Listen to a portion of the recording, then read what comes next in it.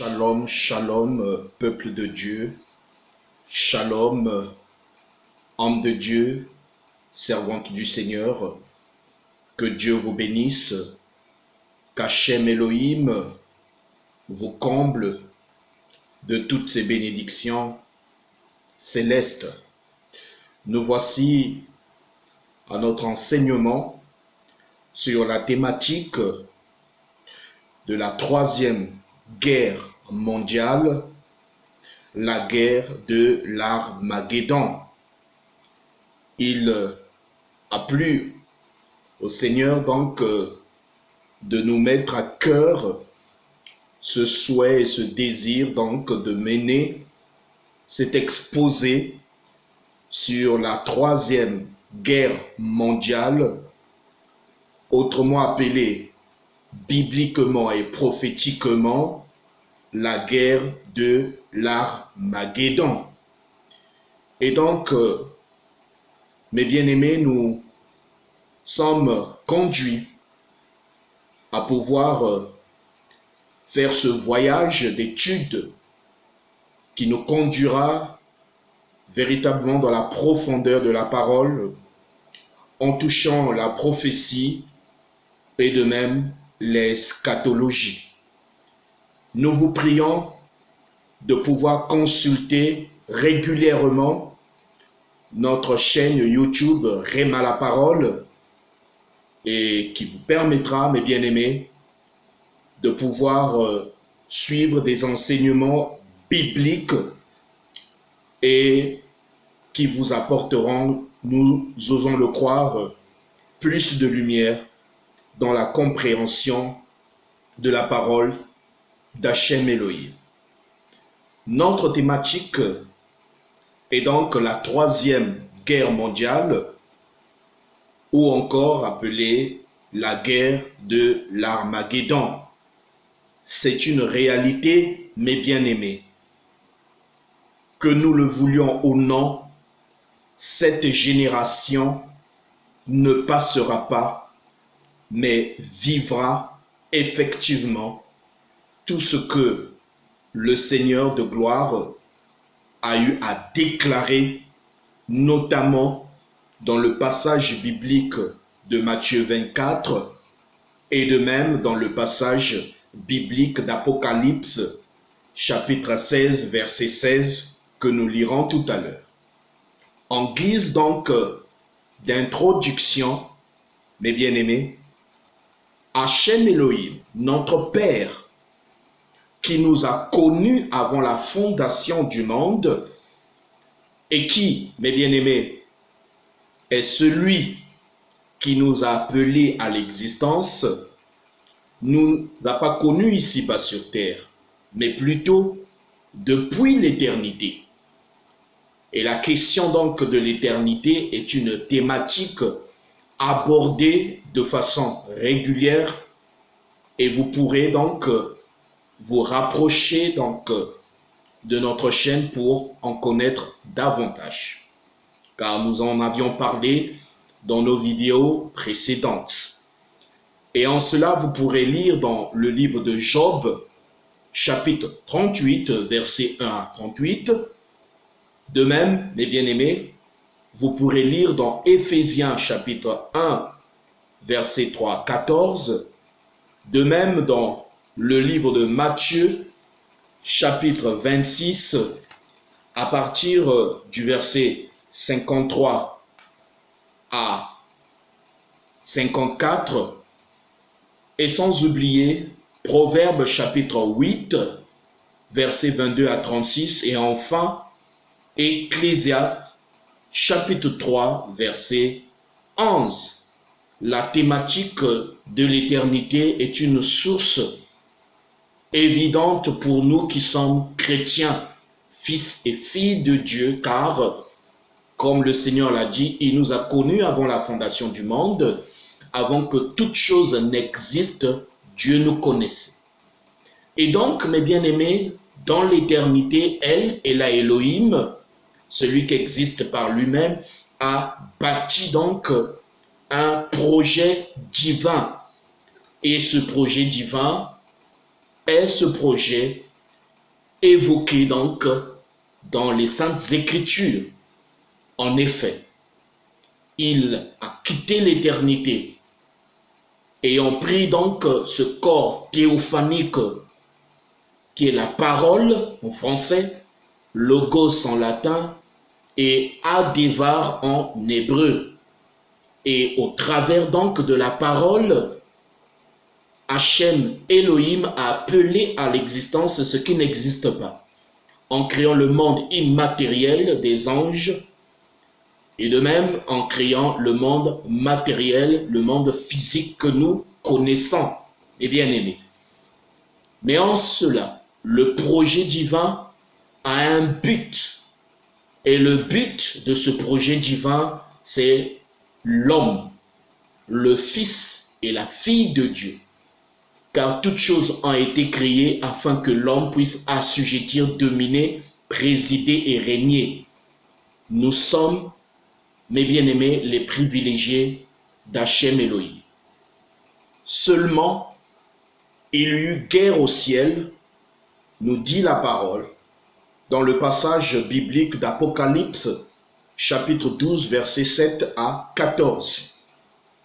Guerre au ciel, mes bien-aimés, c'est-à-dire il y eut deux camps.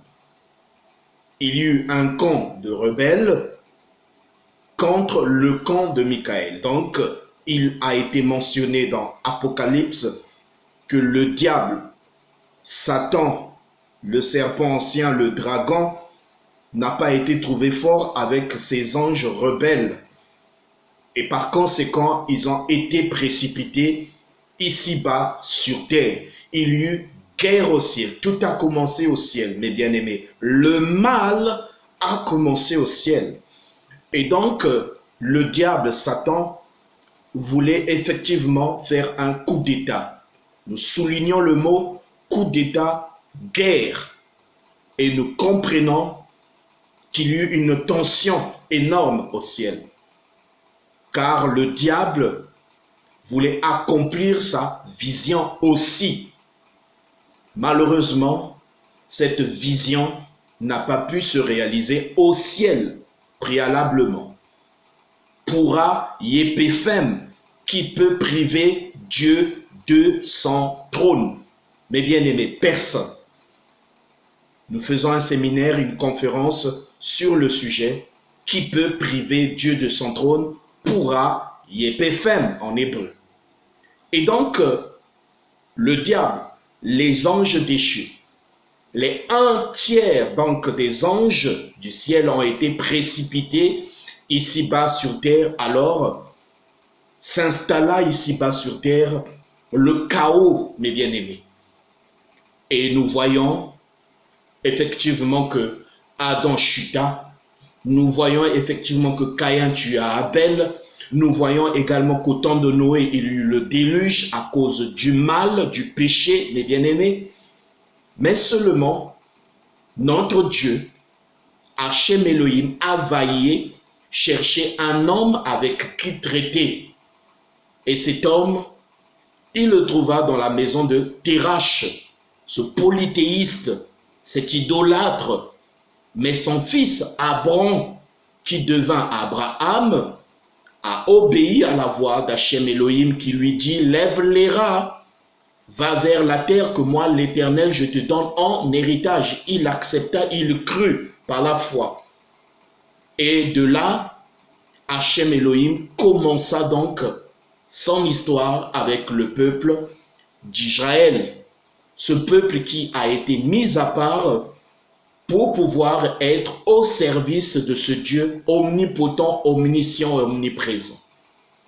Et Paul, donc, dans le livre de Romains 11, et cela est confirmé au travers de Actes chapitre 7, que les Hébreux, les Juifs, donc, ont rejeté le salut, ont rejeté donc le Ha-Mashia, en principe qui devrait accomplir deux choses importantes.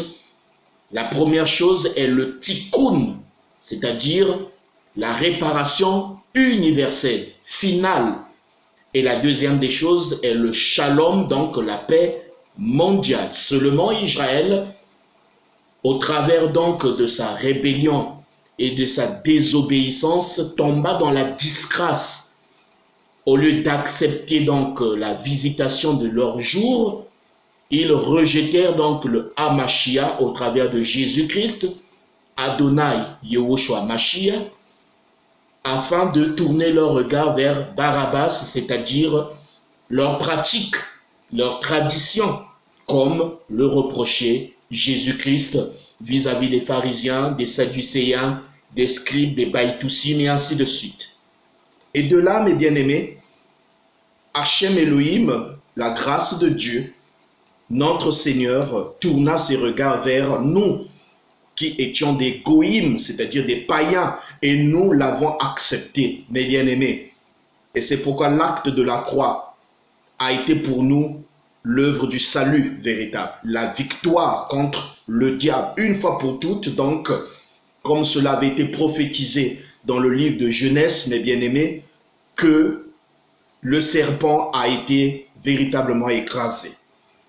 Et donc, mes bien-aimés, c'est dans ce contexte, en ce temps de la fin, car il y eut l'histoire de l'Église, l'âge de cette Église, mes bien-aimés, nous sommes au temps de la fin et les prophéties, l'eschatologie que nous lisons, décryptons chaque jour, nous prouve à suffisance, mes bien-aimés, que l'enlèvement est proche. Jésus est à la porte, mes bien-aimés. Il ne serait tardé.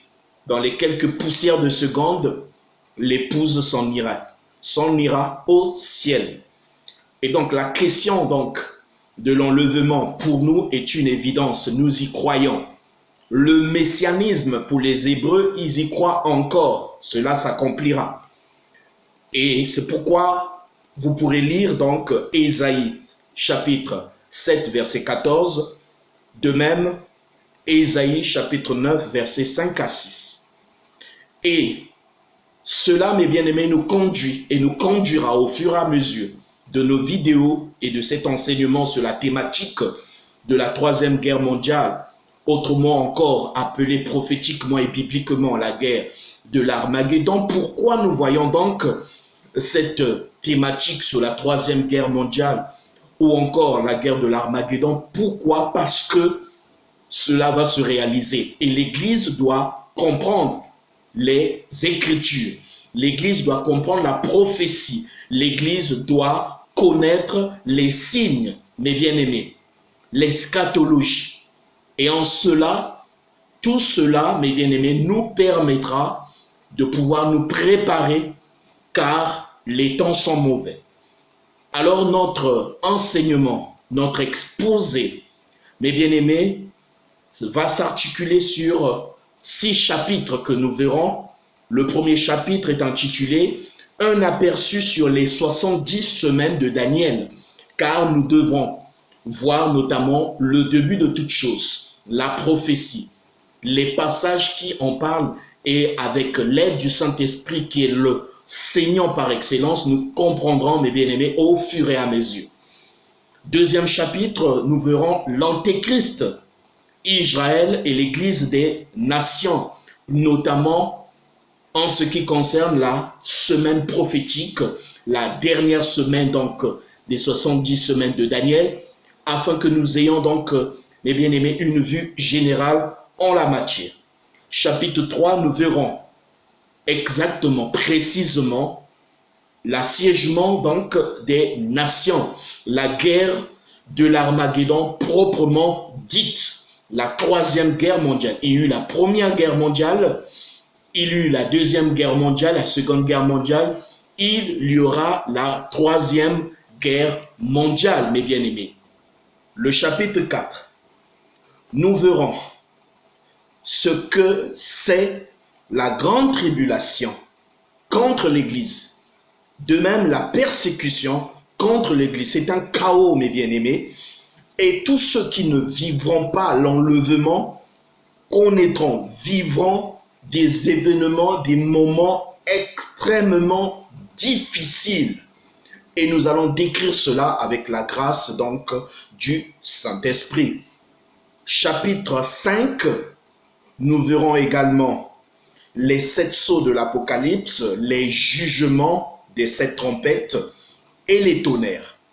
Et enfin, nous verrons le chapitre 6, le règne de 1000 ans, le millénium, car juste après donc la 3e guerre mondiale ou encore la guerre de l'Armageddon, il y aura une période de 1000 ans, mes bien-aimés. Alors, sans plus tarder, nous voudrons lire Apocalypse chapitre 16. Apocalypse chapitre 16, à partir donc du verset 12 au verset 16. Car c'est notre texte de base, mes bien-aimés, qui nous permettra de vaguer, de naviguer dans la prophétie et l'eschatologie. Nous lisons au nom du Seigneur Jésus-Christ, au nom d'Adonai Yehoshua HaMashiach. Le 6e verset s'accoupe sur le grand fleuve, l'Euphrate, et son eau tarit, afin que le chemin des rois venant de l'Orient fût préparé. Et je vis sortir donc de la bouche du dragon et de la bouche de la bête et de la bouche du faux prophète 3 esprits impurs semblables à des grenouilles, car ce sont des esprits de démons qui font des prodiges et qui vont vers des rois de toute la terre afin de les rassembler pour le combat du grand jour du Dieu Tout-Puissant. Le combat du grand jour du Dieu Tout-Puissant est appelé la guerre de l'Armageddon. C'est cette 3e guerre mondiale. Voici, je viens, verset 15, comme un voleur. Heureux celui qui veille et qui garde ses vêtements, afin qu'il ne marche pas nu et qu'on ne